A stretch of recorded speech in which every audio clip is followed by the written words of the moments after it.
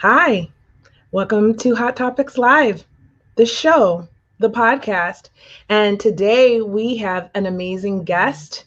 He is going to talk about all sorts of very cool things like manifesting your best life and just mindset and energy and intuition. We're going to talk about his book.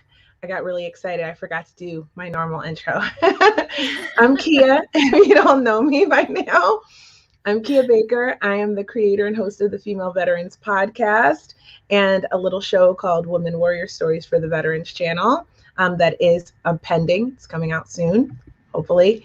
And I am also a success coach at London Real Academy, and I do my own personal coaching as well to help people achieve their goals. And with me, next to me today, is my beautiful, magical, and sensational guest co host, Diana Llanos of NDuce the Real Estate. Hi, sweetie. Hello, Kia. Hello, everyone. I'm so glad to be here again with you. Thank you so much for the opportunity. We're going to have fun today with Taff. Yes. He seems like a very elevated spiritual being, and I always appreciate these opportunities of hanging out with knowledge, right? Yeah. Oh my God. So if you enjoy hanging out with knowledge, you are going to be 1,000% wowed by Taft because he is such a young king. He has so much knowledge and he's super intuitive, which I love. And he just has created such a good life for himself so early in life that he's just got to share that information with people to inspire them at any age that you can be living your best life. You just ride that wave.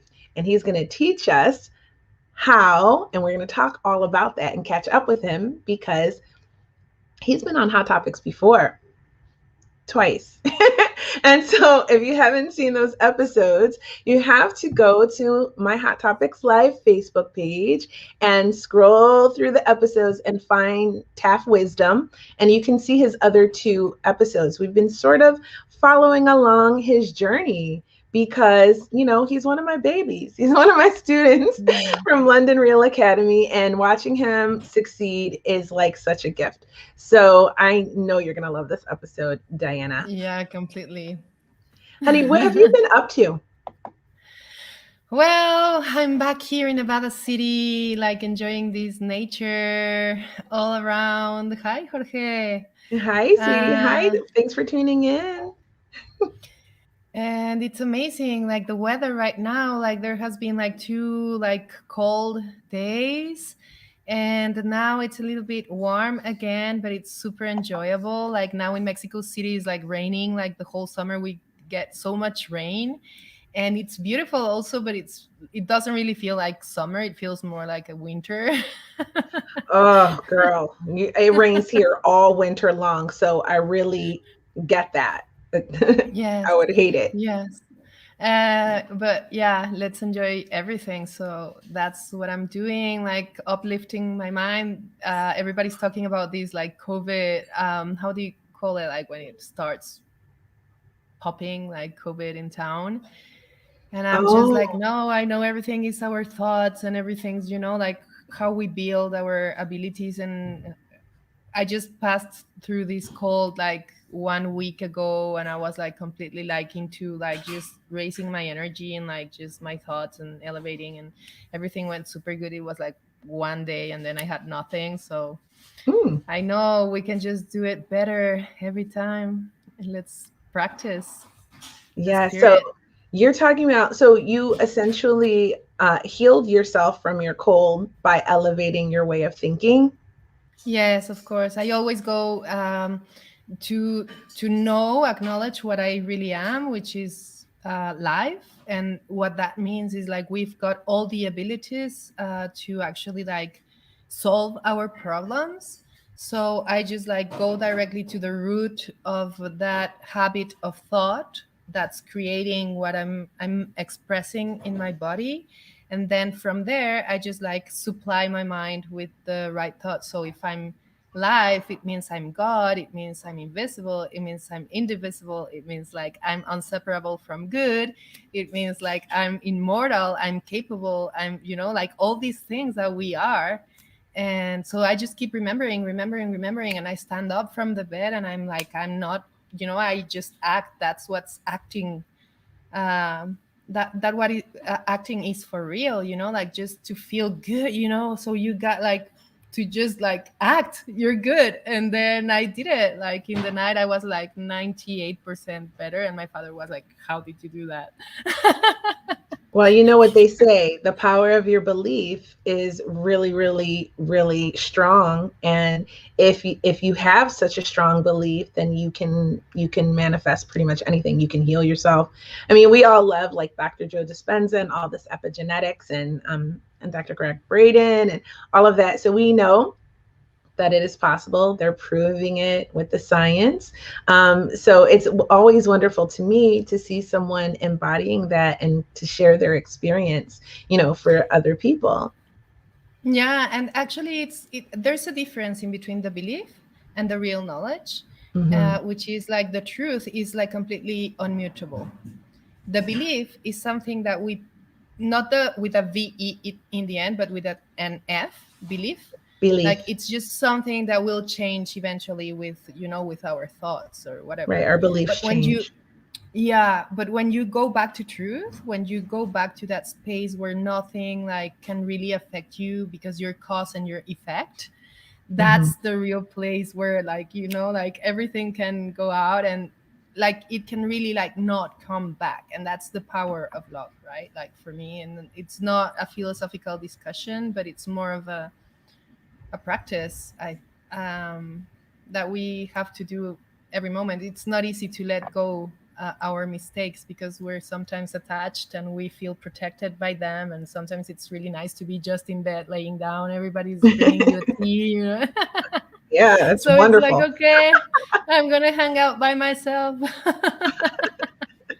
But I'm cool. I think like a lot of times we as moms, we don't have the luxury of being sick like that, like with I everyone know. pampering us. At least it was like that for me and it has Yes, been for like me that too. for me. It's like when I'm sick, and this is how I know, when I'm sick, a lot of times I have to keep going. I have to keep Yes, moving. yes, And that's the power of moms. yeah, my kids, they still want to eat. They don't care if I'm Yeah. in bed sick. Like, No, you feel sick. Mommy, I want something to eat. mhm. Okay. Thank God I have a teenager now that he can help out. Does he? Sometimes, but but like, but yeah. I mean, I feel that, and it's really, it's like what you said, where you get yourself up and you just keep going, and that's, I think, what oftentimes shortens my illnesses is that I just push myself through. I mean, there are times where I'm just like, okay, my body, I can't get past the feeling. So your mind has to be strong enough to get past the feeling of that illness, of feeling that miserable. And then if you can't have the strength of focus of your mind to push past how your body's feeling, then you're gonna stay in bed. Yeah. Right? And there are those And moments. there's this little secret there. Like if you tweak that little thought there, like because your body actually cannot feel what is like perceiving as you were feeling is your mind. Right. Like not the brain, but the mind, like your whole being, right? The divine mind, right? So that's what's really guiding. And so then when you actually acknowledge that's the truth, you have to repeat to yourself, you have to know and feel that that is truth, as you called it, belief. But it's like just you empower those feelings and you take them to the right thought, and then when they're aligned, that's where love is actually born, and that's where you just express light and you express health and you express abundance and happiness. What a beautiful explanation, Diana. Thank you for sharing that. And you know what? We are talking about some stuff that I know that Taft is probably like, oh my God, I got input on all of that. So, what I'm going to do is He's I'm like, I gonna want to bring talk. him. I'm gonna bring him in. So, you heard me talk about him before, and this is Taft Wisdom. He is a guest that we've had repeatedly because he's so amazing, and we just love to hear him share his knowledge. And he's written a book. This is the second one, and he's a part of. And I think this is the first one he did himself. So we'll clarify that completely, and we'll go from there and find out how he can help us to live our best life by riding the wave and flying out of hell, right? So if you're in Yes. hell right now, you feel like your life is hell right now, this episode is for you. Stay tuned. I am bringing in my boy right now. Oh, that was an amazing I am introduction. Thank you, Tia. How are you doing? It's been such a long time, and oh wow, man, blowing how to see how all of you have been growing, and how everyone's been just going through the transitional experiences. Like riding the wave, like you put it. Like going through every aspect of life as it comes to you. Like the tides. They come in the ocean, and then they go out. It is part of life, and I think I heard a little bit something about attachment. And those are some of the things I was really excited to talk about. But thank you for bringing me into the conversation. It was exciting, to continue this, grow from there. Man. Oh, awesome. Awesome. So Welcome, before we, Taft. we when we kick into it, I want to Yeah. find out where you are and what time it is now. Okay, so now, so I'm in Northampton, England right now. And it's around 8:25 p.m. where I'm at. It's still bright outside, so it still looks like probably around 4. Yeah, it gets dark late in summertime. Gets dark around like 9, which is pretty good because I get to do quite a lot. And I heard you I talking love about that. doing quite a Yes. lot. Yeah, I get to do quite a lot. Those summer hours, I love it. Diana, where are you now? Because I know you're sometimes in Mexico City and sometimes not. So where are you? Yes. Right now I'm in Nevada City and it's 12:26 in the afternoon. Super sunny today. Some clouds, but not really affecting anything. So beautiful. Oh, that sounds lovely. I am just north of Portland, Oregon. It's also Mm. 12:26 by me here on the West Coast and of the United States. And it's beautiful and sunny, and it has been, and it's typically like that here in the summer. So it rains all winter and part of the fall and part of the spring. It rains so much, but the summers are so gorgeous. That is why I stay here. It's amazing. So, England is different.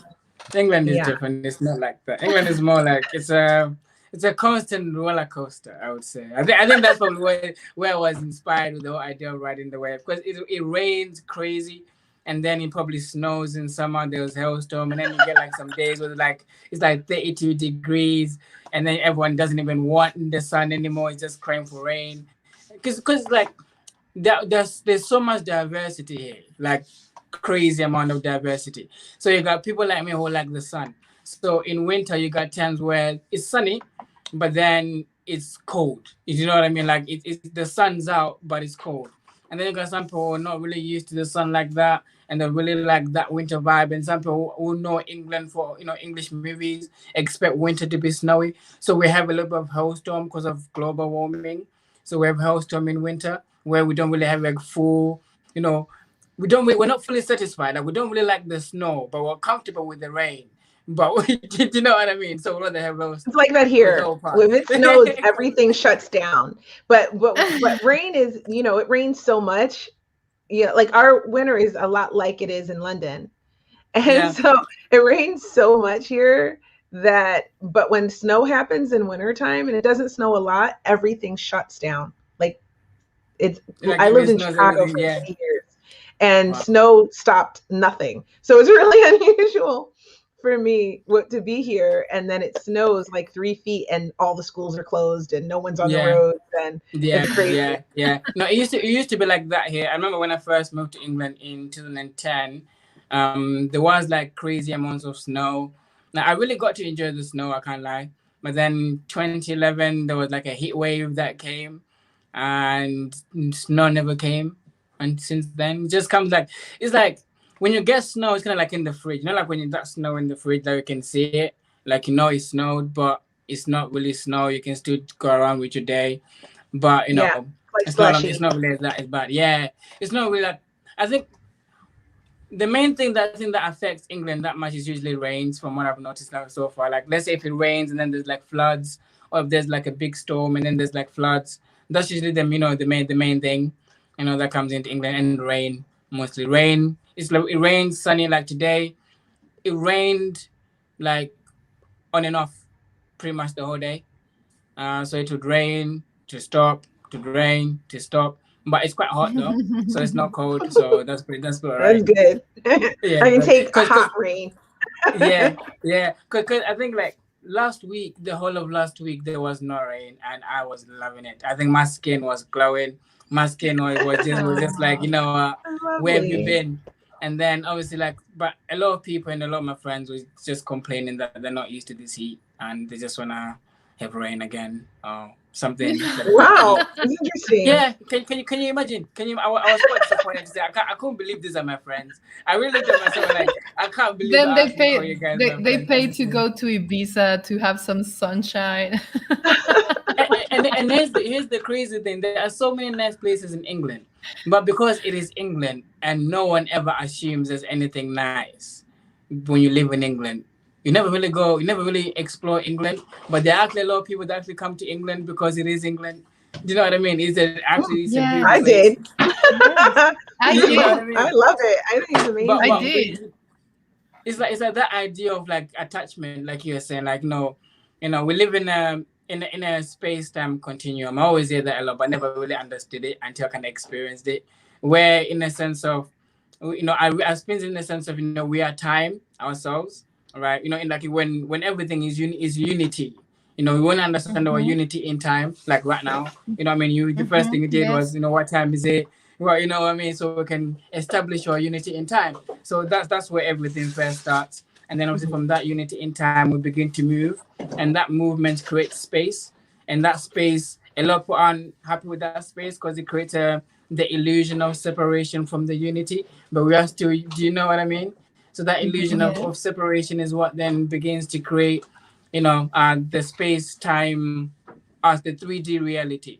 And then obviously from the 3D reality, when you actually realize, actually, you know what, I'm actually moving in time, and you actually time, then you then begin to see what's happening in time. And then also as you see what's happening in time, you begin to create in time, you begin to experience in time, you begin to know in time, all I mean, all of those things rather than just be space in time. And it's been a revelation for me, like to understand the different dimensions and they explained from someone's perspective. I think the greatest book that I've read that did it for me was Maps of Meaning by Jordan B. Peterson. I think he's one of the kings in this. He's really taken it to a whole new level, especially about creating the self and actually acknowledging the self for what it is. Because Mhm. if the self is time, the self can only be understood in time, presently, because of this time, rather than the time that's just gone past, because that's no longer the self. You know what I mean? In terms of how you understand the self. So, I think I heard you talking about, being sick and all of Mhm. those things. We all go through it, but it is sometimes that we're, I think it was either what's his name? Um, Bruce Lipton or Joe Dispenza were talking about it, like a disease, like a dis-ease of the mind, like a dis-ease of the body, where it's not at ease, like things aren't flowing, like the tides aren't going as they should. So there's something that's blocking it. That's causing that illusion of separation. So the only thing that you have to do is find that unity again with the self. Hmm. But then what I got from Jordan B. Peterson's book, Maps of Meaning, was, like how we create maps of meaning is in the heart. Like, because I heard you talking about the heart, and everyone is always talking about love, and how does that Mhm. happen? And I realized, it was such a magnificent experience. I realized it was in, like, when you look in Genesis, right? See, this is like I'm talking about my first book now. In Genesis, what I realized is in the beginning there was really nothing at all, and then God said, and then from that point, right, do you begin to understand everything else. That's the Old Testament. In the New Testament, the same verse is repeated also about the beginning, but by John. But in the beginning, it is the Word, because God said. Does that make sense? So that ability to speak, to say things, to formulate speech is what begins to produce meaning of things, right? What is this? I'm telling you, my name is Dylan, or my name is Taft. I'm speaking, and I'm helping you gain meaning of something that wasn't before, now becoming something that is. So when I begin to understand that, I was like, oh, that is very interesting. And then every time when you're about to say anything, or about to do anything, everyone always says speak from the heart. So if you're speaking from the heart, and that means that's where everything gonna speak from or do. If you're doing it from the heart, that means in the beginning of it all, it says in the heart. But in the heart, it only can become with the word. They're like, oh, okay. So that means the heart is then connected to the voice, which is the voice we then connects to everything that is. So if the voice is everything that is, that means unity of everything that is in the voice, and the voice is found in the heart. So that's interesting. That is very interesting. Like, okay, so we'll go with that. So when you come with the heart now, what you've got is you've got the formulation of your bones, you got your cells, you got your veins, which transport blood to every aspect of your body for you to have motor movement, to actually move, like you're saying, when you act. So remember, you've got the thought, which is the voice, which is the thought, which is in the heart. So now you're trying to act, trying to make that movement. So you got the blood you need. It goes everywhere you want it to. You start to get ideas. Act of doing, they say, it's in the brain, because your brain controls the motor system and the nervous system. So when you get into the nervous system, now you know it, because the brain. You gain technical with it. It's no longer nothing, because once you get once it's in the heart, it doesn't matter, because now you're creating maps of meaning as with every blood flow and every heartbeat, and everything that you're doing is creating that meaning from the beginning as it was. You're making it so through the things that you say and to the things that you go through. So that's what riding the wave is all about. The wave being the flow of blood, as things are, as things go. And obviously flying high out of hell being that idea and the illusion of separation, in the understanding that hell is separate from heaven, when in reality, Lucifer, who is in understanding the commander of hell, is just there because of God who created it all. Yeah, completely. God being that consciousness that is aware of that state of mind, which is called hell, right? Exactly. And what would be the meaning that you would give to the word time? Time is more like everything, in my understanding. Like time, in the way that, like, time is the beginning of experience, right? Because remember, the thought and the experience is found in action. Does that make sense? I think that's your question. The experience is found in action. So when you begin to move and creating space, you give yourself the ability to be observant, to observe, right? So when you begin to observe, it means you can begin to see, and then you have a measurement, and that ability to measure, it means you can begin to have the ability to evolve, transcend, and go above. So, but then you can only do that if you're time, that means you're at the beginning point, and you're everything. And obviously now you measure yourself as in like age, where you've come from, where you're going, where you want to be in the future. So it's like a way in which you can sum up your entire being, right? Mm-hmm. Which is also with what you've just said, also been inspired to remember that time is money, and they also measure your worth as a being through your wealth, which is money, which is your time, which is all of that. So time will be like your essence. Yeah, exactly. I completely agree. I just feel like for me, time is now, right? Yeah, like time is also related to, or we relate it like to actually God in life, because it's that determination of what's mine, and in the codes of the letters of the word time, it's like that, the T and the M, which is like mom, like mine, like me. And that is super impressive, because actually the only the only time that actually exists is now, where we can heal everything. And that you talked about like money and wealth, and I feel the moment we're in the actual time, meaning actual, like the real time, like the God essence and that consciousness, that awareness, that's where everything like actually supplies itself as life does, right? Like it Yeah. self-sustains itself. Yeah. Yeah. Yeah. Definitely. Beautiful Yeah. Wow. explanation, Diana. And I just feel Definitely. like time is a man-made construct. It's kind of an illusion, but it's also the most valuable thing that we have, more than money, because it's the thing that's finite, right? At least in this lifetime. So then we have to maximize every moment and be present in every present moment, every now. So when you said time is now, Diana, I really vibe with that, because I'm like, it's now, it's now, it's now. You just have to be present and live in these moments and really experience them with the most love and the most just energy and magic that you can infuse every Yeah. present moment with. Yeah. And that's Mhm. one of the ways that you free your mind from this thought of hell, right? Exactly. And Exactly. make each moment that you're experiencing as beautiful as possible. And therefore you create sort of a heaven on earth for yourself. And what is hell then? Right? If you can be in the worst circumstances, right? My family started in the projects and the public housing in Philadelphia.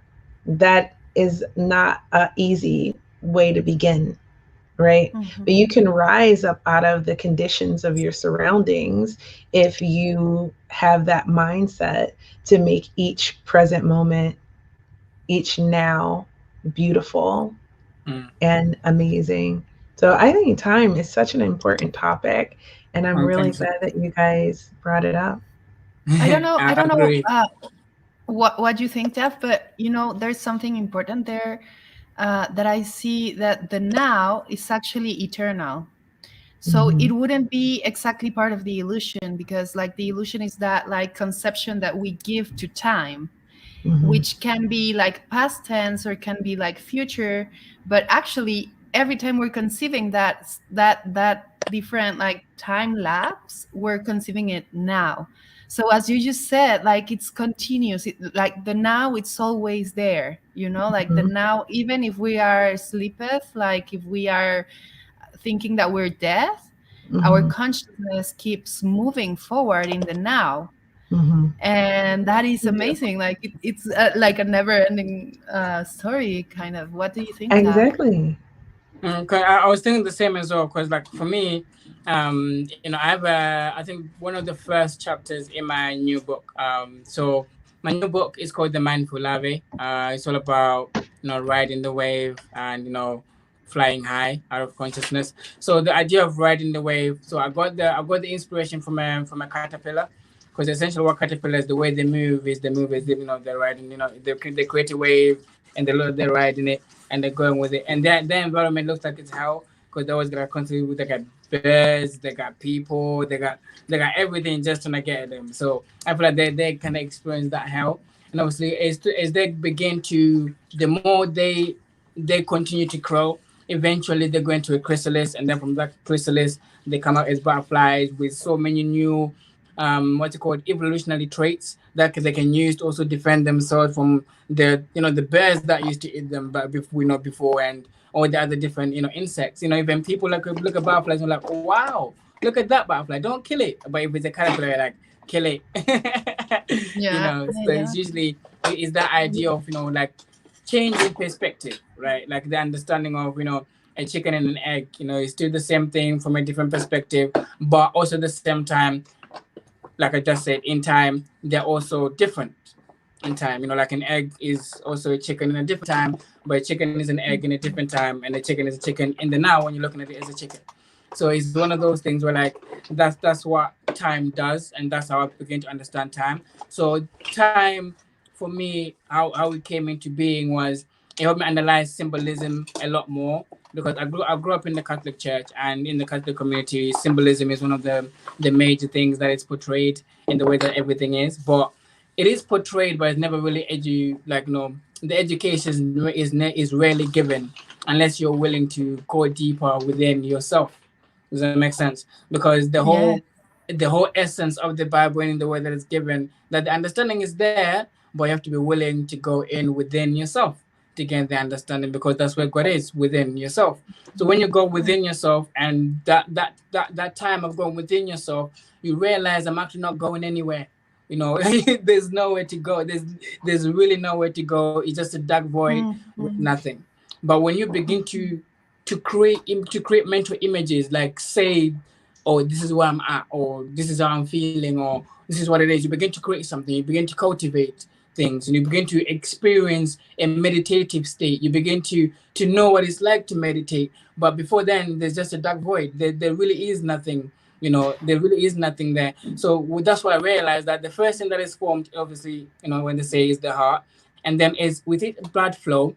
We've met, and with our meeting, you've given me some information, and Dan is also giving some information. I already also have some information. I'm gonna add it on to what I already have, and I'm gonna add it on as I keep going and keep creating meaning as I continue to go. So that process of creating meaning is where time comes into play. The process of creating, because without the time to even know what is, you wouldn't know what isn't. And without even Mm. knowing that there's something to know, you will know that there isn't anything to know. So what I realized was, one of the major things is, obviously, they always talk about when we come into consciousness and they come into, like, I think spirituality in general, there's a certain battle that you always have to face, because in most cases you're coming from I would say religious, but you're coming from a different faith background, in the sense of your parents believed this, and then that's what they believed, and that's where they came from. And then because of that, you're coming to something different. But spirituality allows you to realize that, what, yes, what my parents believed, that's right for them, and also for me, it was right at that time, and there was nothing wrong with it. But right now, with where I'm at, that's not right, because there's this and there's that and there's this and there's that, and that doesn't make that right. Do you know what I mean? In this time, so it would then have to take you to then educate them back to say, no, this is what's going on in this time, and then you bring them into your time, and then also, like the wave, you get the information from above, which from their experience from the past as well, which also with your future experience as well as your future thoughts, and then you bring that in together as well. That creates like our understanding of the subconscious, which is also like, what unifies us all together from your own conscious understanding of this is what's true. So then when you have your family, your friends, what you know, what you don't know, then you got that subconscious mind, what you could potentially know, but you don't really know until you get into it. So obviously in the process of getting into it, you're getting to your subconscious mind, not unconscious, subconscious. You're still conscious of it because you can still, go to school and learn about it. You can still, let me use the right word, remind yourself. Because remember, I use the word, you're constantly remembering. So you can always go to school to remind yourself. You can have a conversation with a friend to remind yourself. There's so many different ways to remind yourself of the truth within your subconscious mind. But you have to be conscious of your individuality first to know that everything starts here and then obviously seeps out into everything else. Because without me having the willingness to speak with my family members, is it really there? Would I ever know if it's my subconscious mind, if I'm not really conscious of it? Like, do I even know if I have something which is subconscious? If you have no consciousness or the conscious understanding to even perceive what consciousness is, So because there are people that when you say consciousness, they don't know what you're talking about because they don't have the parameters to understand what consciousness actually is. But then consciousness is then the what's called, I use the word the internet. Consciousness is like the internet. That is the way, something that is already in existence. There's no one who really owns it, but you can add to it. You can never really subtract from it because it's already there anyway. Because the moment you put something on the internet, even if you remove it from the internet, someone already got it and they can put it back on the internet, so it never really left the internet. Does that make sense? So as long as someone's already seen it, that means it's already there. So the process of observation is creation. So if I create something and you observe it, that means now it's there within your reality.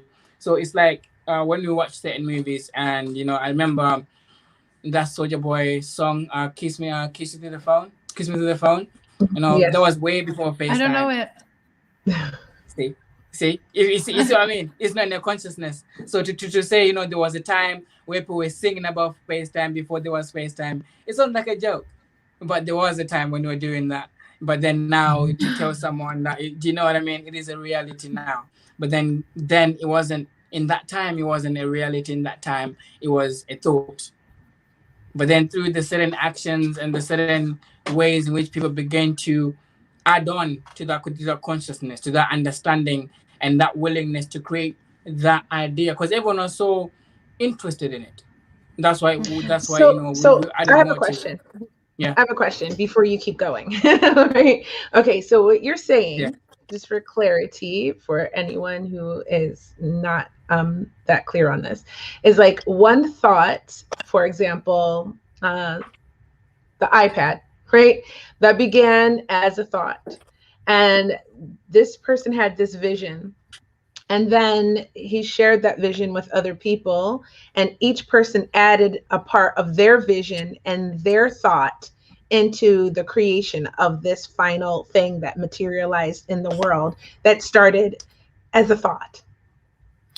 And that actually, Taff, maybe I can help clear out this, because like the thought, I mean, I before I conceived thought as, I don't know, like the conclusion that you arrived to, and you're gonna tell me, Taff, that if you agree with what I'm gonna say. But now, after like all these, like practicing my own knowledge, like I've discovered like thought is that capacity of associating ideas. This is what Tav was saying previously, right? Like we have information that we start associating, and that's actually like the thought, the activity of mind, the activity of God, of life. So everything's born in thought, because if you don't, let's say, if you don't have this idea that you're a body, you would never get thirsty, because you would never think, like, and you would never stand up for a glass of water, and you would never build all these cities and all these things and all these, like, it would be completely different. Like it would be like a completely different state of mind if our ideas were associated in a different way, or the ideas were completely different, right? What do you think, Taff? Completely. I completely agree with you there. Like I think it is that is like that is the wave. Obviously, like waves coming and go. So that is time. Time not come in waves. Sometimes some waves, another wave can come, one after another. Another wave can come and it's really, really a really, really small wave that you can barely see a wave, but then it still came. You know what I mean? So there are things that happen, like thoughts that really go on in your head, and you just come like a small wave. You don't really pay attention to it, came and go. Those things, there is someone who would then pick it up, and when then someone picks it up, you it's because it's still within the same. I don't know. I think it's Bob Proctor where I got this concept from. Bob Proctor speaks about an ocean of motion, right? So within this idea of an ocean of motion, you're already, like you were talking about thoughts. Thoughts are those waves that come in and go, like that help you to then realize that there's movement, there's something that is happening, like brain activity, everything that we understand in terms of waves. And the only thing that we can actually associate waves to is water. Yeah, for me personally, I don't know what else I can naturally associate waves with besides water. So when it comes to water, it has that essence of limitlessness anyway, like the wave. Like you don't even know when it starts and when it's gonna end, and which one is the beginning. Do you know what I mean? Which one is a small wave, and where that's how I feel about water. And it actually, talking about symbolism, that you were talking about symbols. Yeah. Water represents solving the problems and represents life. That's the ability of life, like solving. There you go. So for me, that's where the wave comes in. So for me, I realized water was a solution. So because if you're putting in that perspective, as in like understanding the wave of thought, does that make sense? So water becomes a solution. So when water becomes a solution, and you're always working with symbolism based on the words you've just used, I'm just gonna add on a little bit. You get on the idea of baptism, right? So when you get into baptism, what you're essentially doing is you're actually unifying the intention of thought with the symbol of water, which is that life force, that revitalization, that renewal of mind. That do you know what I'm getting at? So as you get a bit further into actually actually realizing that there's a wave, and then realizing actually no, there's unity with the wave. I'm actually this wave, right? You're actually time. You now have to begin to move in time. which is completely different to actually just realizing in time, just because time is, it's always going to be there. It's in the ocean. It's not going to go anywhere else besides in the ocean. It can extend itself out into the sun, but it should still always be in the ocean. Does that make sense? So it's not going anywhere else. So, but then the process of then riding a wave is different to being the wave. You're working with it, so you're not really doing much, but there's two things that are happening together at the same time in unity. Does it make sense? Your water is moving you, and you're also moving with the water, and you're also moving the water. So you're all doing the same thing, working together within that. So that is then where action comes into play, and that is where the heartbeat comes into play because of the rhythm, right? That rhythm gives that wave in, like, what's called an intention, like something precise. Does that make sense? Something like, like a heartbeat is precise. Like whereas waves in the ocean, there is no precision. There really isn't anything. It's just free flowing. But when you got the waves, you actually now begin to get rhythm. Then you got the heart in place. So this was to say heart mind coherence, which is why when they say when you get baptized and you renew your mind, the next thing is then the acts of the apostles. That's where you go into actually the action, where you got faith without what's called belief without action is dead, because there isn't that coherence. There's still that separation, and where there's always separation, you always have to die in order to experience heaven or hell. You know what I mean? There's always that idea of death. Do you know what I mean? When you really think about it. But when there's unity, it doesn't really matter. No one really thinks about heaven or hell because there's really no separation between the two. So that's how I began to understand it, and that's how I began to apply it in my own life, in the sense that when you get ideas within your mind, in the Bible, it is about the voicing of the idea, because that is the light that guides you towards that understanding, to observe and then be able to create those meanings, to see what is the cause and what isn't. Because without that light, you won't really know, because everything just is found in that darkness, in that void. There's Kia, if I talk too much, you oh my god, you ask me to shut up. Conversation. Why would I ever do that? Go, girl. I'm interested in what you have to say. Come on. Okay, so there was some like two keywords that I want to talk about with you, Taff.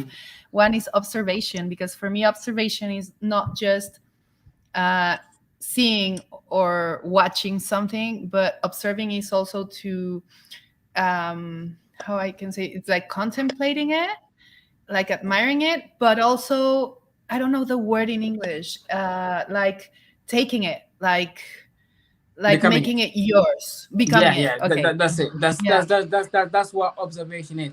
Because I think I was so excited when I was writing my book, because it pushed me to go further, because my book was like an inspired action. It wasn't something that I was just gonna do. It was something that I felt like I was sent to do. I had to do it. It wasn't like it's not like I had a choice in the matter. I had to do it, and I had to do it in the way that it had to be done, and it was done in the way that it had to be done. It was done that way.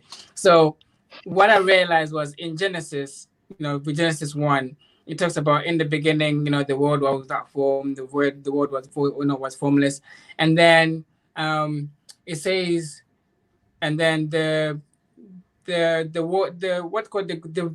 image or the spirit of God was hovering above the waters, or the waters were gazing at the image of God, or something like that. But there was a level of observation that occurred within that poem, within that moment, because it's like even the idea of even explaining it, there had to be some form of observation that had to occur for that to happen.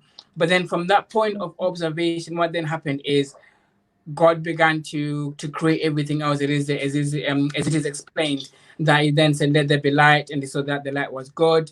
He saw, still observation, and then he created another thing. So for me, what observation allowed me to realize is a process in which you can begin to multiply, right? To add on. That's what I would say. Because I remember, I think it was Greg Braden, you touched on his work. I think it was one of the first people that really took my mind to a whole new level on the things I already believed.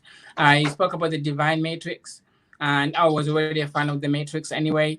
So then adding divine to it was like, oh my God, this is it. So from the divine matrix, his knowledge and his understanding of everything that he had gone through, and how he used his previous experience to explain, things that we should know but we don't know. But in the way of, and by saying, while I was studying geology, or is it geology? No, I think it was geography that you did.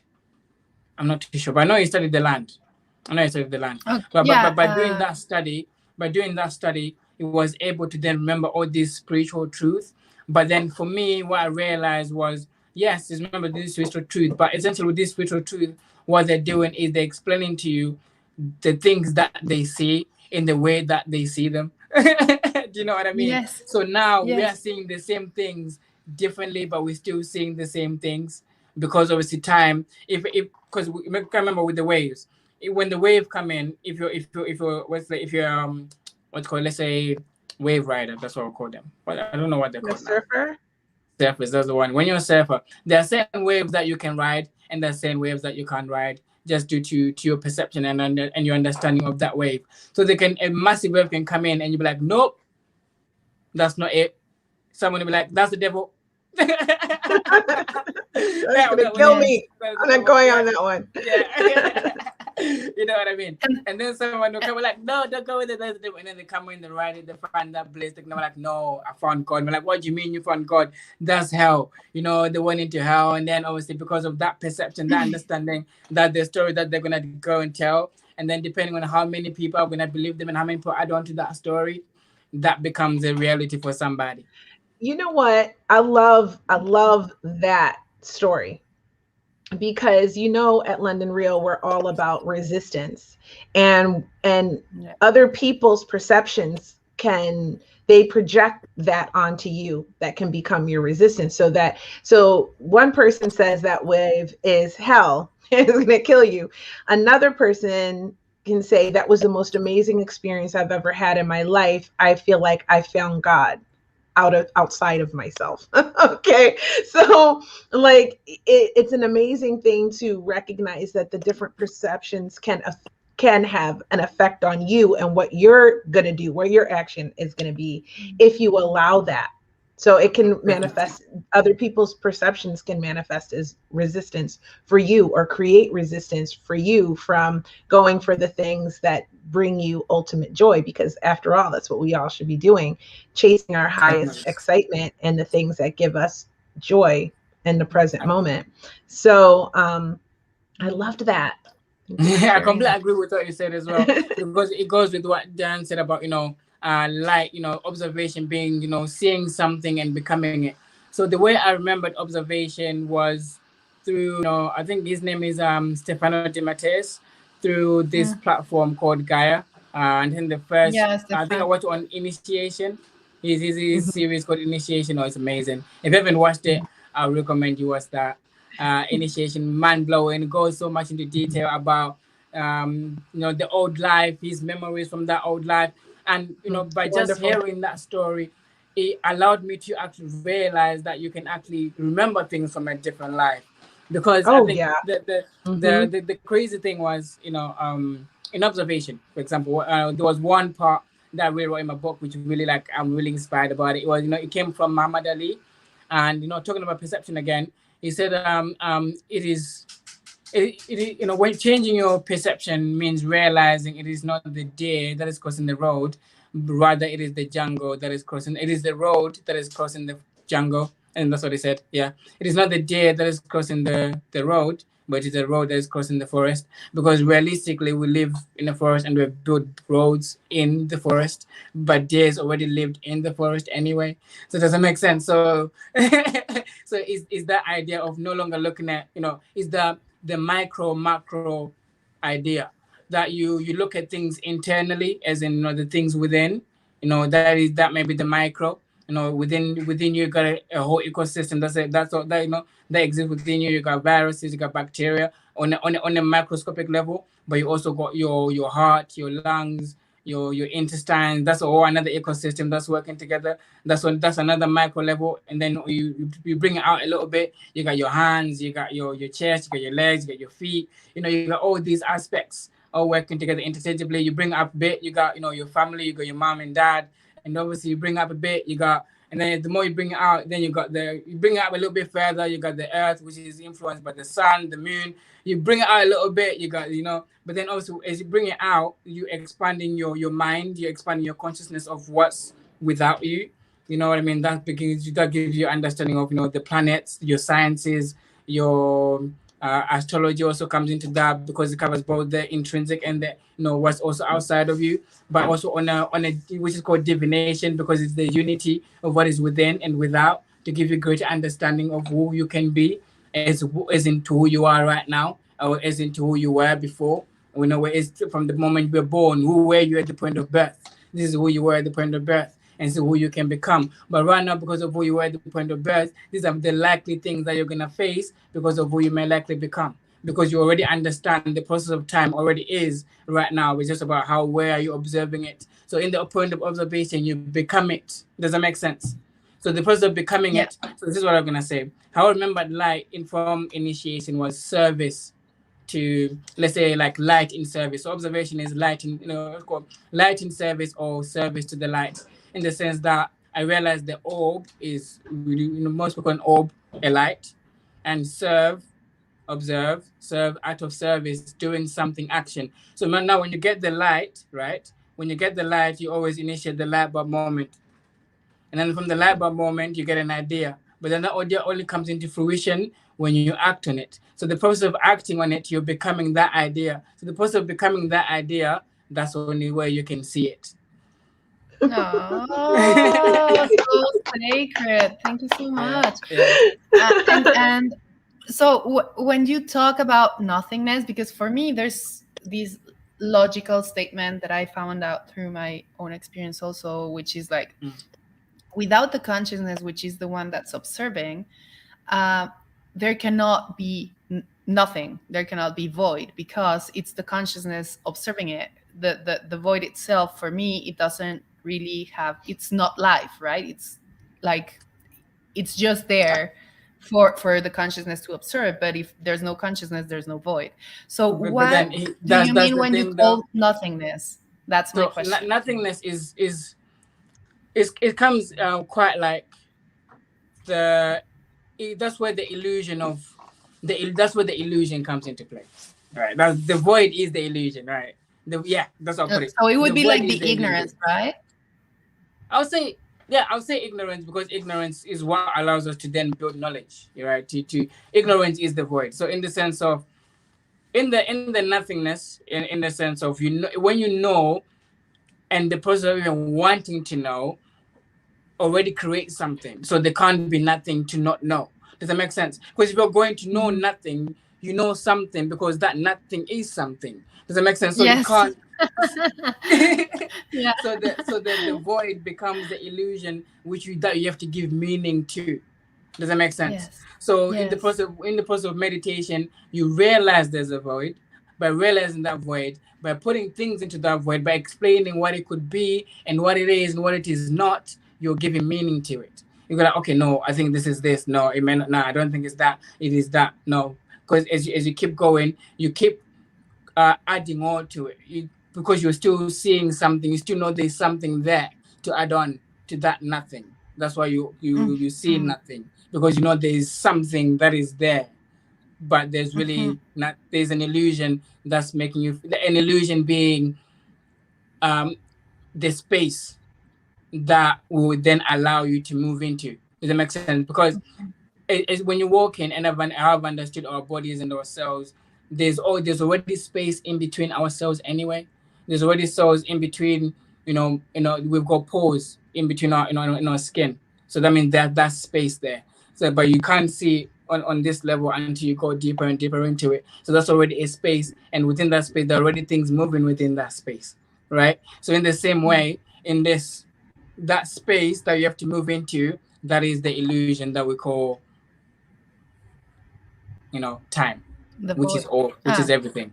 Yeah, which is the void. Yeah. Because in the void, when you begin to, the void is where the process of observation comes into, because you wouldn't be able to know that, because we're talking about consciousness, remember? So in order for you to then begin to understand that there's a void, there's this nothingness, you've already generated consciousness. So something is already there.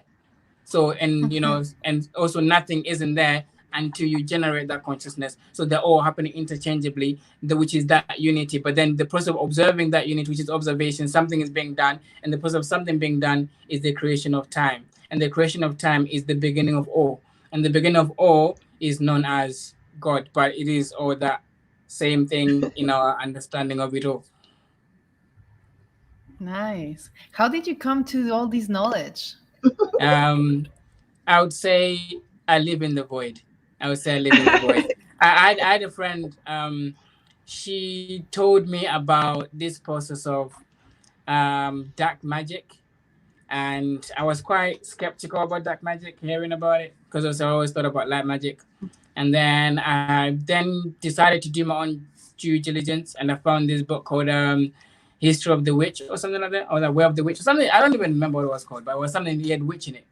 I read it, and it kind of spoke about the how people perceive witchcraft. You know what I mean? Like like why were Yes. people persecuted as witchcraft? Because you gotta keep in mind, I grew up in a situation where I understood that at one point, being a Christian, you'll be crucified for being a Christian, and for being a Catholic, you're also crucified. At one point, you were crucified for being you were crucified for being a Catholic. So I know there's been times where people have been crucified for being who they are, but why is the reason why they're being crucified isn't always shared in the greatest detail for the majority of people to know, or depending on if you're willing to know or not. It's always different how that information is shared. So that book had its own history that it kind of gave light on what was going on in the world at that time. And if the way that I even think about witchcraft and magic is science, because I grew up as a scientist. I love science. And at the same time, I loved the supernatural. And I saw how the two work together, and then how the two are the same, in the sense that when you have an experiment, you have to create a hypothesis, which is your spell. You have to write your spell down. How you're gonna create your spell, and how you're gonna do it, and how you're gonna make it come to fruition. What is your method? What ingredients do you need? Science, right? And that is, on some level, that is witchcraft. That is Yeah. witchcraft. But it's all about It's magic. And all the religions. Science is magic. Exactly. And on some levels, it also relates to miracles, but it's also like, in which department is this magic being performed, right? And what's the narrative based from the person who tells the truth, from the narrator of the story, because not even, because sometimes my story, you may not understand my story if it's not told by me, because the person who's telling you my story does not want you to understand the real me. Does that make sense? So that's something you also have to come into understanding of yourself. And for me, that's something that I came to understanding of early. And because of that, that's, I believe, is the reason why I come into all this knowledge, because I'm trying to get to know me, the self, in the understanding that the self is all that can be perceived in consciousness, in the sense that I am consciousness, because of the consciousness that I know myself to be, with what else would there be? Do you know what I mean? So it means in the same way that the same way I get it is when I'm having a conversation with someone, and I tell them something, and they say you're lying. I mean, in their way of understanding, they already knew the real truth. Whether even I didn't have to tell them the truth, they already had it within them. So intrinsically, they already knew the truth, because I already knew the truth, and I knew that wasn't the truth as I was telling it to them. Do you know what I mean? So without that exchange, what else is there? So that exchange is why we then connect through the heart, and then we say we love each other, because we're creating that divine exchange, creating those meanings outside of ourselves. Does that make sense? Not within. Because when you're always working within yourself, that is always the thought. Is always the thought. It is not. But then when it becomes outside of you, it is more action, because you have to become it. You have to see it. You have to become tangible. But then, as you were talking about mindset as well, you have to then create the two mindset: a growth mindset, which is always malleable, which is always constantly changing, and you've got a fixed mindset, which is something that you can see and then criticize and then change again, because you can constantly always change. But you can only change something when you see what it is first. But it's constantly changing, you don't actually really know what it is. Like English weather, I can't tell if it's summer or winter, because it's constantly changing. But you guys can say, what, right now we're in summer, it's so beautiful. But I can tell you, what, I'm really enjoying it, because schools are out, clubs are all more open, some people are not going out. So there's that energy that it is summer anyway. But you can't really tell because of the weather. It has to be it's more of a man's mindset thing in England. Does it make sense? I think that's what it's been for me. Most of the things around here, I've realized it's more of a mindset thing. It's not necessarily about what's around you, because what around you may be the worst, but your mindset. Because I remember there was a day when it was so hot. It was like really, really hot, but my grass was long, and because I had given my friend my lawnmower, and they hadn't brought it back yet, so I couldn't do a barbecue because the grass was long. And I was like, but there's all this sun. Am I just gonna let it go to waste? And they're like, nah. See, because my mindset was like, you know what? I'm not gonna let this sun go to waste. I'm gonna bring my speakers out. I'm gonna blast some music and do a little barbecue. Don't care about this long grass. Because that was my mindset. I even did it on a rainy day because that was my mindset. And I kind of, I felt like, I remember one day I went out, I danced in the rain. I really enjoyed that dance in the rain. There was no one there with me. It was just me and the rain. I really united myself with that rain. And when it was hot the last week, I was like, I danced in the rain. I deserve this heat. So when everyone else is complaining about the heat, I've already gone through the hell. Does that make sense? Because of that was my mindset. I was in the state of preparation because I know where I'm going to. I know where I'm going in the mindset of it's summer. Because although you can't tell it's summer because of the weather, we know it is summer. So I have to put myself in that mindset to say, what is summer like? What is summer going to be? What am I looking forward to for summer? And then obviously that is the consciousness, right? The consciousness being, and then the subconscious being how we're going to put it together. I don't really know how we're going to put it together, but by telling you something, you're going to do something, and the something you're going to do is going to make it come to fruition through the words you're going to exchange. The words you're going to exchange being the faith, right? Because faith can only be understood through understanding the word. The word of who? The word of God. The word of God, where does it come from? The heart. So when you do things that come from the heart and you're following your heart through the word that you speak and you practice what you preach, you begin to I have the understanding of bringing that unity in, and you begin to realize, you know what, there's so much more that I don't know.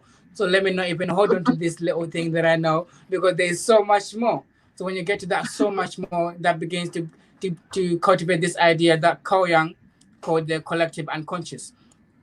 Keep in mind, he says unconscious, not subconscious. It's still conscious, but it doesn't know it is conscious, and it is collectively. So everyone embodies this aspect where we don't know everything that we do know, but we know when we begin to create those maps of meaning.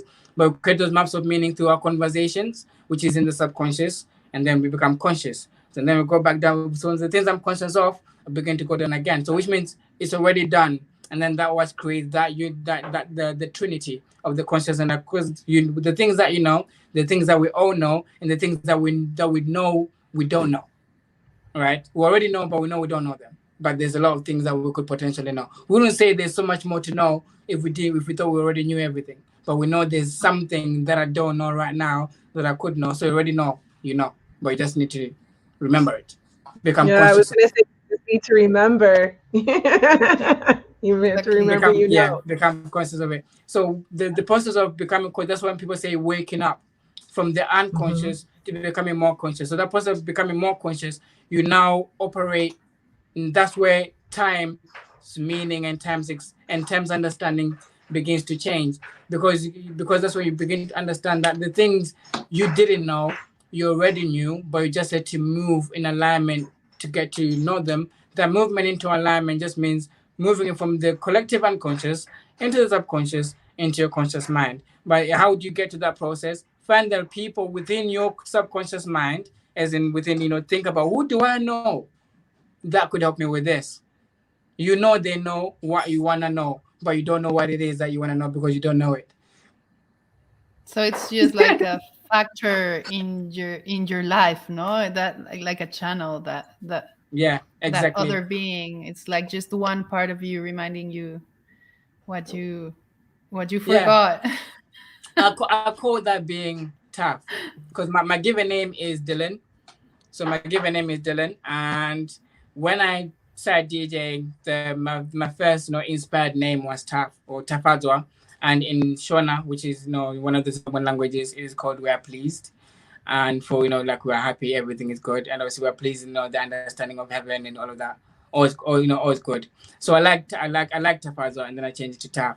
But my given name Dylan means when I got excited about life. I went on the internet, searched out what it did mean, and then the meaning was son of the ocean, born of the seas, or son of the ocean, born of the wave. So for me, it all just made sense, from that point of being inspired as Taft to realizing what Dylan means. And from being inspired as Taft to becoming Taft, Taft became a process of connecting the dots, right? Because Taft was already Mhm. an inspiration anyway. So because that was already what it was, everything about me is all about just connecting the dots. So Taft is the embodiment of that highest thought, as high as it could ever become, because that is inspiration itself. Because Taft is just means think, act, and fulfill in the most simplest way, unifying the trinity of our thoughts, actions, and our feelings, in the way that our thoughts becomes the consciousness that we understand, the actions is the subconscious, and the feeling is the collective unconscious, in the way that what you're gonna do and think about because of the feeling that you're hoping for,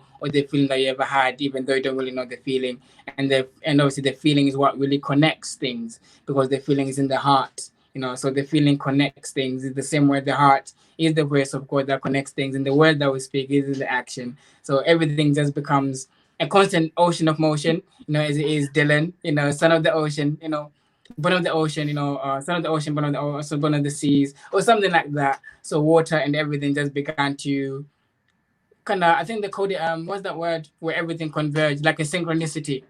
There was like this surge of synchronicity, and I kind of like went for it.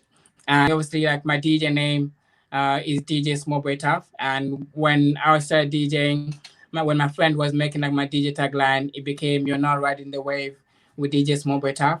So that was Oh, way before I even knew the meaning of my name. So when I found out the meaning of my name and my DJ name being Tough, which is already the inspiration, it's like it's a no-brainer. So it was like a proper convergence, and I saw it, I observed it, I became it, and by becoming the convergence, I realized where everything was coming from. I became the meaning. You know what I mean? So now it's about sharing what that meaning is, rather than trying to find meaning. So that's where, that's they say when you live a purpose-led life, it means you've already found meaning. You're sharing that meaning, rather than where with people want to know, with the meaning of that you're found, rather than trying to find meaning. Because trying to find meaning, it means you can only go within, because you can't find meaning. You can only have meaning. Because if I give Mhm. you if I give it to you and you don't believe it, is it still meaningful? You know what I mean? You can No, only completely. Yeah, Yeah. yeah. exactly. So And it's So the something that you feeling have to is not become. even born. you Exactly. guys, we are at 1 hour and 7 minutes. So, as much as I'm loving this conversation and could probably hang out for another hour and listen, we're going to wrap up the show. Yeah, good luck. um, but before I do, what were you going to say, Diana? No, no, no. I was just gonna add that, yeah, that feeling actually is like the conclusion that we arrive through thought. So, like, whenever we find that like certainty or that meaning in something, that's when the feeling's born. So that's how easy and simple you were talking about simplicity, and like, I love it because it's like, yeah, actually, like life and God, it's not as complicated. I feel like we get complicated in the way we believe knowledge is, I don't know, in the matter, in what we see, what we experience with our senses. But actually knowledge is very simple. It's just acknowledging like the truth. And the truth is, because there is no, like, no more than truth. It's just truth. It's just the all like unbreakable facts of life. It's not the facts that like physical science could achieve, because those are going to change through time. But the love, the forgiveness, that's the real knowledge, like the practice of all these like values that we actually were given inherently, and that we value so little. And then when we value them and we actually practice them, like everything expresses, like everything naturally like comes to our experience, with that feeling of certainty, right? Of certainty, of gratitude, I was going to say. Yeah, because I think like I like even the way you said certainty first. I think that was a wave of inspiration for you. Because I don't think you can't really have gratitude without certainty, and I think I think here you mentioned something on manifestation as well. And when it comes to Mm. manifesting as well, I think like gratitude is key, because I think manifestation is words that people are using these days. I think like these are new age, they'll call them new age words that people are using, in the understanding that new age being the new era, the new understanding, the new understanding means that we've got new, a new lens to view life, to view the world. They never had the internet before. So because they never had the internet before, they couldn't see the world through the internet. So now it's a whole new world with the internet for most of the people. So now there's new words, new terminology to gratify that new connection and what that new world is coming into being. But I think a lot of people haven't found a way to incorporate the new world of the internet and this current world that we're living in now of experience. For the world of the internet, it also kind of helps you understand the world of the senses. No, not the senses, sorry, of the mind. Because they always say your mindset is always key. So so whenever it comes to social media, it always comes to mindset, which gives you to mental faculties and your reasoning ability, your memory ability. Like, do you remember what they did last time? Because you saw a video about it. Even saying, we did something on the live. You can go back a few days ago and see it. That's a whole new mind. Whereas before, in our mind, you can't.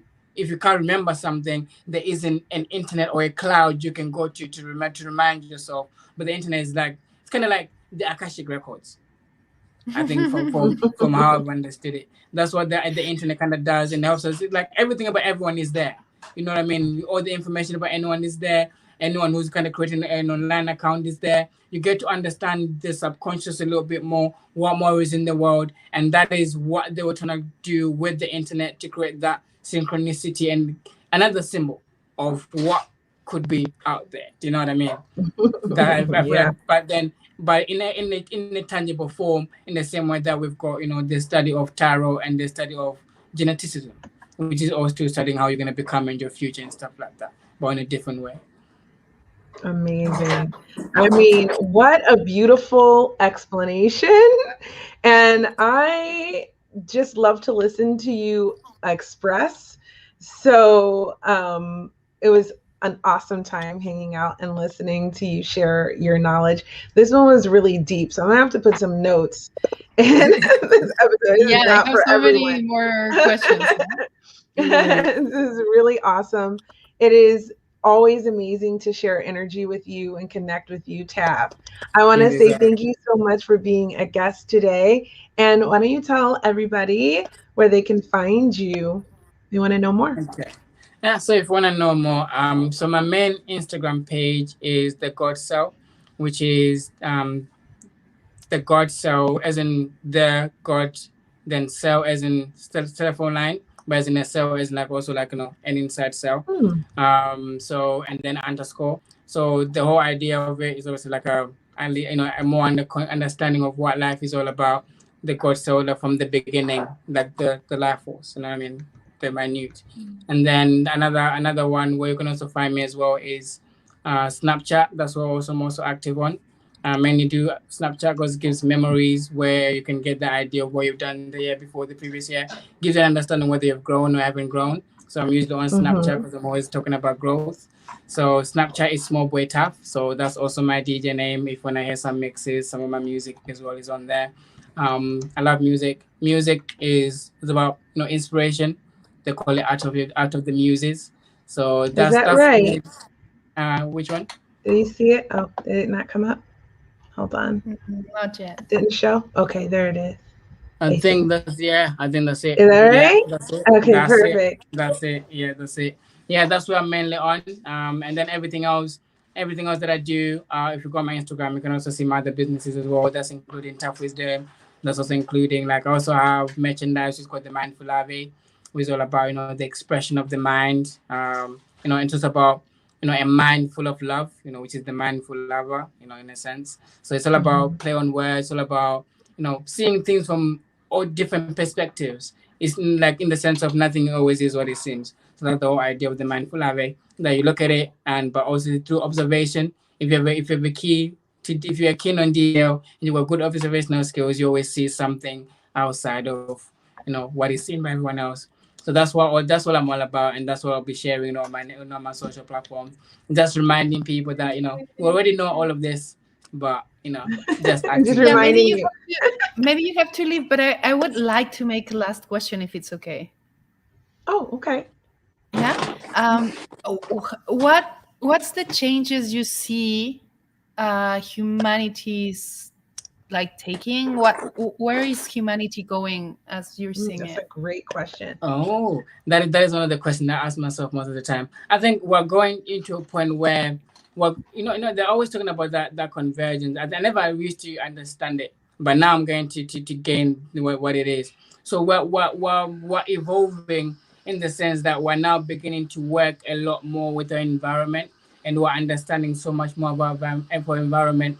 And that understanding, there are so many different groups and categories of people that are coming that want to work with the environment in different ways. For example, right now with the thing with the vaccine, right? The vaccine, what essentially, from my understanding of what vaccines do, is they help you, they give you the disease itself so that you can fight it yourself. And the process of fighting yourself, you replicate or you rebuild your troops, your soldier, right? You rebuild your troops so the next time you're attacked by that disease, you can fight it better, right? That's my understanding of vaccines. But there are some people who innately can have a large army to just fight anything off. And now we're getting to a point where I think his name is Ralph Smart, where each individual is beginning to get more within themselves. And they said COVID meant creating our vision in detail. So what as you're creating a vision in detail, you're going to understanding how your body actually deals with things, how your body actually handles situations, in the sense of how do you interact with your phone on a subconscious level. Do you know what I mean? Like, what adverts do you see on your phone?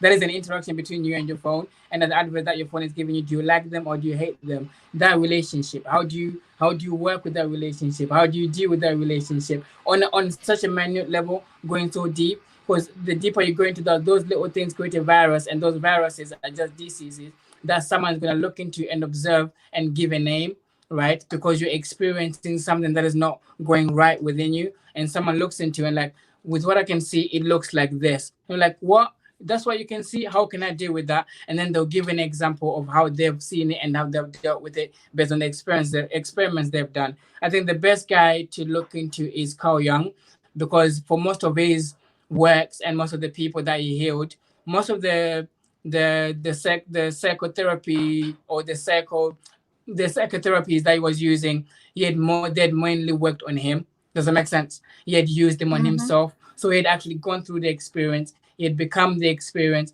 and he knew how to maneuver within it. Because if you really think about it, we all are following thoughts, and we all share the same thoughts. So that means you're trying to learn a certain thought pattern. So you need to know someone who's lived through that same pattern and follow their way of doing the same thing. So because that's the world we're now living in the same sense that when I say this, as I say this, I don't say this lightly. In the same that people say, in the name of Jesus, in the way that we understand, Jesus came with this understanding that we are as God on earth.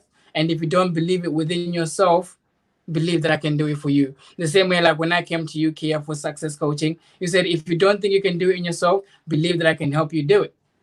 Right? That's the world we're living into, and that's Wow. what we're doing, and that's where we're getting into. But it's all about having that willingness to work together rather than just more of a dictatorship, because that's how religion was perceived before. Because religion was perceived as just a dictatorship, a lot of people are moving out of it, which is why spirituality is becoming the thing now, where you begin to understand how you can work with God and actually grow yourself with God, rather than God just telling you what is and what isn't. But also what is also Mhm. isn't when you do a certain, or when you look at it from a certain point of view.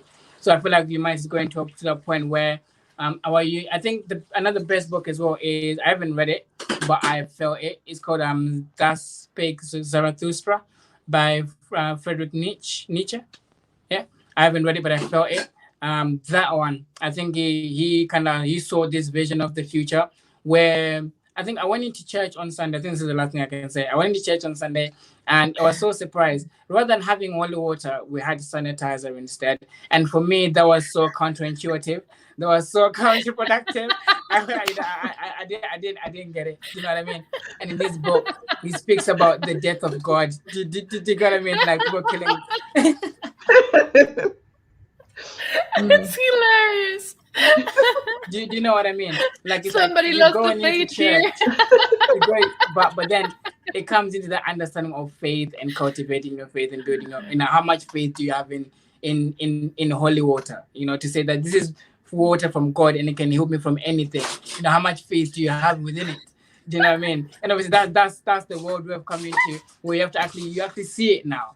Like so when Ralph Smart said COVID meant creating our vision in detail, it made so much sense. It was that map of meaning again. He said now we're actually seeing clearly that all these people go to church, but they don't actually have the faith to actually believe that this is what happens when you're in church, because that's It's what this hard, signifies. man. And that, you Building know up what I the mean? faith.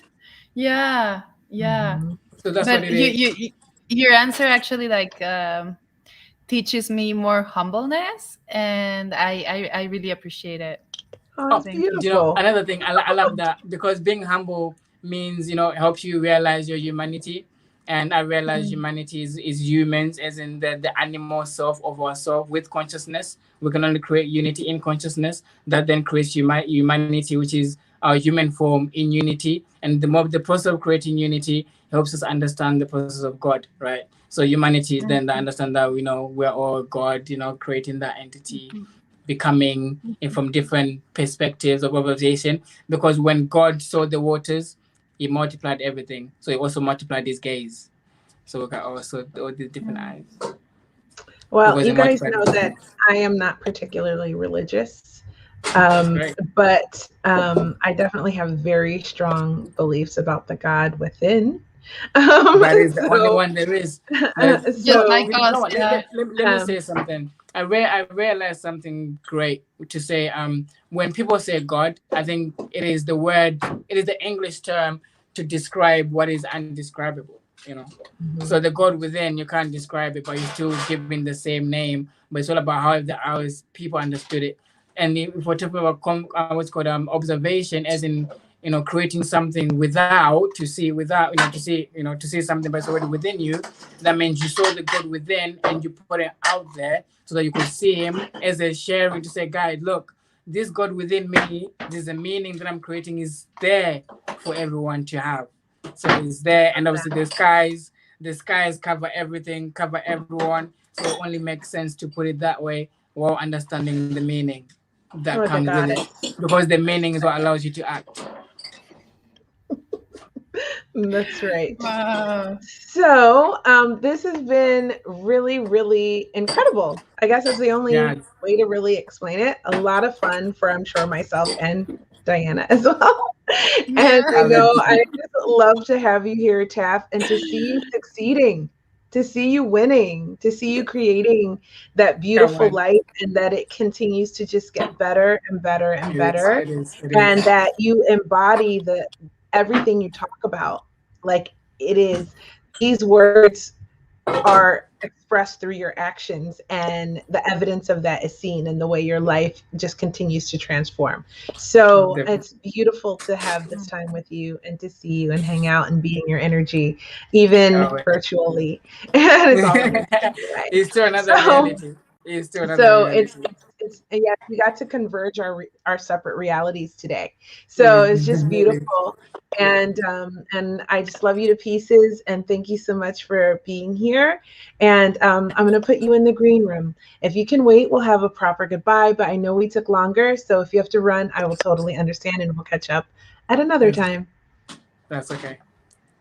All right, my Thank you. dear. Would you like to say goodbye, Th- Diana, before I put Yeah, everybody thank down? you Diana. so much, Taf. I It can't was wait a to connect with great you again. conversation. Yeah, of course. Of course. We will We should be in really touch. connect. I will ask you friendship in the Akashic That's okay. Records, In the a New good Age web. Akashic Records. In the Akashi record, I love that. I love that. Let's do it. Let's do it. All right, good to see you. Fantastic. See you soon, Thank you. sweetie. It's so like ridiculous that we got to this point like of losing faith, and like now we actually like, I mean, we're already friends. We're all friends. Like we are the same. We're part of each other. It's like, oh my gosh. Absolutely. What a beautiful moment. I just love that so much. And isn't he incredible though? Yeah, he's incredible. So Thank you so young much. and Yeah, so yeah. amazing. Yeah, No, yeah, I mean, talking about age, like we cannot actually like talk about age, no? It's like again that time that like, old soul. oh yeah, so the now and Yeah. everything, the spirit. Yeah, this was beautiful. This was a beautiful experience. And I hope that anyone who got a chance to watch, I think we have people watching. Hi, thank you for tuning in. That they got something from that. It was deep. Like he went deep. So that's not for the faint-hearted. That's for people who like are trying to be going through their spiritual awakening or somewhere along that process, and they can sort of get those topics. It's not for like, I guess, the newly awakened. So I'm gonna have to put a disclaimer on this episode because I think it will fly over a lot of people's heads, but hopefully they will feel it with their hearts anyway. Yeah. So Yeah. beautiful, beautiful information. And if you really vibe with that, it can actually help you transform your own life for better. So that's why we do it. It's why I show up every week with a new guest with their topic, and we talk about whatever that is, and to just help people feel better and have happier experiences. And I'm so glad I got to do it with you this week, Diana. Yeah, thank you so much. I feel like what Taff was talking about, us being all these channels to share information and actually like create like that healing within us and like elevate our like everything together. I was gonna say our consciousness, but our everything together. That is like what I really appreciate. Thank you so much, Kia. Oh, it's a pleasure. It reminds me of this book that I read when I was in my 20s, and it was called The Science of the Mind by Ernest Holmes. And it's such a wonderful book, and it talks about the one mind and how we're all thinking into it and how we're all creating collectively together. And it's just really interesting. It ties into a lot of the things that he was talking about, and it's just beautiful, beautiful, beautiful, and actually talks a lot about religion too. And how it ties into the miracles that Jesus was creating and all of that stuff. So I'm not actually not religious at all, but I have my own understanding, we'll just say, and I live by that. And so I just spread love into the world because that's what I am here to do. And I love you, Diana. Thank you so much for being here and being a guest with me. I love you, Kia. Thank you so much. And being a guest host. Love you guys. So with that, we're going to wrap up this episode. If you loved Diana as a guest host, please let me know so I can make sure to invite her back again. You should definitely check out her podcast, I Induce the Real State. It's a sustainable living podcast. She is also the CEO of Hub Kamal, right? And so not only is she beautiful and magical, she's a boss and she's really talented. So we love having her here. And her podcast is amazing. I know I've listened to many, many, many of the episodes. So check that out as well. And you can also follow her on Instagram. Yeah, let me see. Where did I put that? It's right here. It's also I Induce. I Induce Just the Real State. click I Induce, and what that means is we can only induce that state of truth within us. Like there's nothing else. So let's just work on it. Absolutely. And well, as for me, you know me by now. You can follow me on Instagram too, at Kiativity. It's like positivity and Kia fused together, and at Hot Topics, the podcast, and at the Female Veterans Podcast as well. If you or someone you know want to know what happens to women when they serve in the military, you should listen to that. I share everything, the good and the bad. So it's the real deal. And if you want to find out more about my microblogs or my success tips and advice and just the fun stuff I'm doing personally, that's at Kiativity. And we will be back next Thursday with another amazing guest and another amazing guest co-host. And we will see you then. I love you guys. Stay positive, stay happy, and keep living your best life. And if you're not sure how, tune into Hot Topics Live and we'll help you figure it out.